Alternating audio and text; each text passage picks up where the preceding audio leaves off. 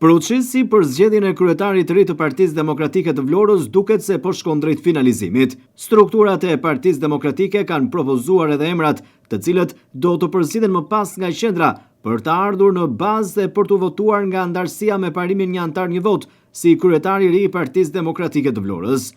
Janë disa emra, të cilat janë zbardhur ekskluzivisht nga televizioni 6+1 Vlora. Kandidatët janë propozuar nga seksionet dhe grup seksionet e Partisë Demokratike në Vlorë, si dhe nga forumet e saj. Televizioni 6+1 Vlora sjell për teleshikuesit listën me emrat e kandidatëve, të cilët kanë dalë nga propozimet e bazës. Një ndër kandidatet potenciale për garën e kryetarit të ri të Partisë Demokratike të Vlorës është Nadire Meçorapaj, ish deputete e Vlorës dhe aktualisht sekretare përgjithshme e Degës, e cila është propozuar nga një numër i konsiderueshëm i antarëve të Partisë Demokratike, seksioneve dhe grup seksioneve. Hysni Shara është një tjetër emër, i cili ka dalë nga këto propozime.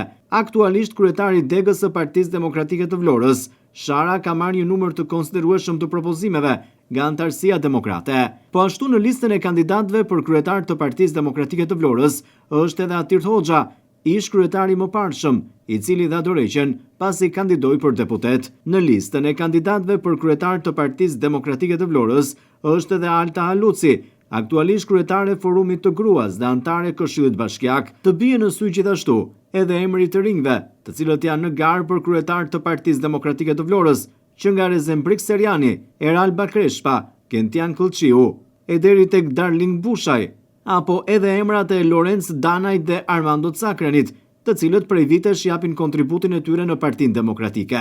Lista e kandidatëve është diskutuar edhe gjatë mbledhjes së kryesisë së Partisë Demokratike të Vlorës në fundjavë, ku i pranishëm ishte edhe sekretari i përgjithshëm i Partisë Demokratike Shqiptare, Flamur Noka, i cili vlerësoi punën e strukturave të Partisë Demokratike për punën serioze të kryer me përgjegjësi për procesin e analizës, por gjithashtu edhe në kuadër të përzgjedhjes së drejtuesit të ri të Partisë Demokratike, ku garantoi një proces zgjedhor transparent dhe demokratik. Ende nuk është përcaktuar data se kur do të zhvillohen zgjedhjet për kryetarin e ri të Partisë Demokratike të Vlorës, edhe pse u tha në muajin dhjetor se i gjithë procesi do të përmbyllej brenda janarit.